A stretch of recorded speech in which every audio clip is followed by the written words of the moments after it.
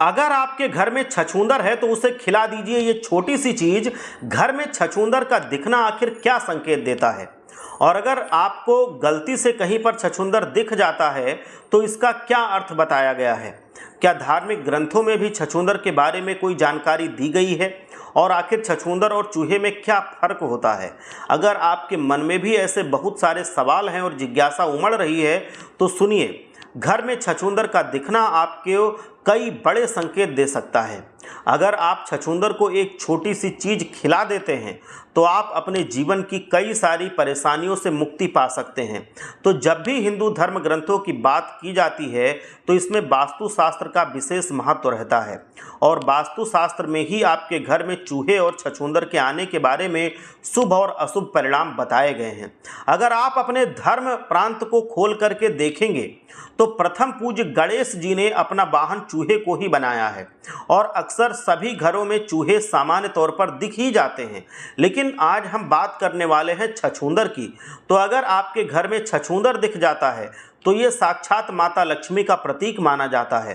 कहा जाता है कि अगर दीपावली वाले दिन हम छछूंदर घर में देख लेते हैं तो इसका मतलब हमारे घर में माता लक्ष्मी प्रवेश करने वाली हैं।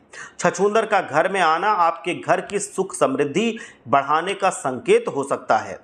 कब क्यों छछूंदर माता लक्ष्मी का संदेश वाहक माना जाता है? अगर आपको सुबह छछूंदर दिख जाता है इसका अर्थ ये है कि आपको धन लाभ होने वाला है। वहीं अगर रात के समय या शाम के समय छछूंदर आपके घर में आती है तो इसका सीधा अर्थ है कि अब आपकी ज़िंदगी में बहुत ज़्यादा शुभ फल प्राप्त होने वाला है।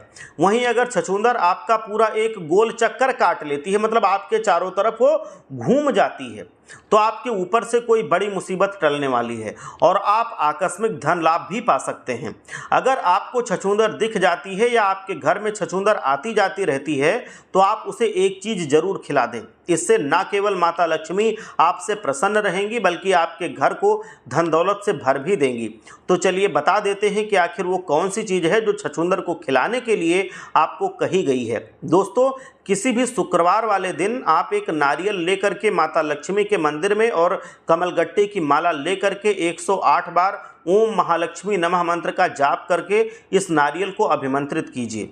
अब इस नारियल को तोड़कर उसके छोटे छोटे टुकड़े कर लीजिए और उस जगह पर डाल दीजिए जहां पर वो छछूंदर आता जाता रहता है, ताकि वो छछूंदर नारियल के छोटे छोटे टुकड़ों को खा सके। दोस्तों, ध्यान रखिएगा कि भूल कर भी ये नारियल आपके पैरों के नीचे ना आए। इस उपाय को आपको लगातार 11 शुक्रवार करना है।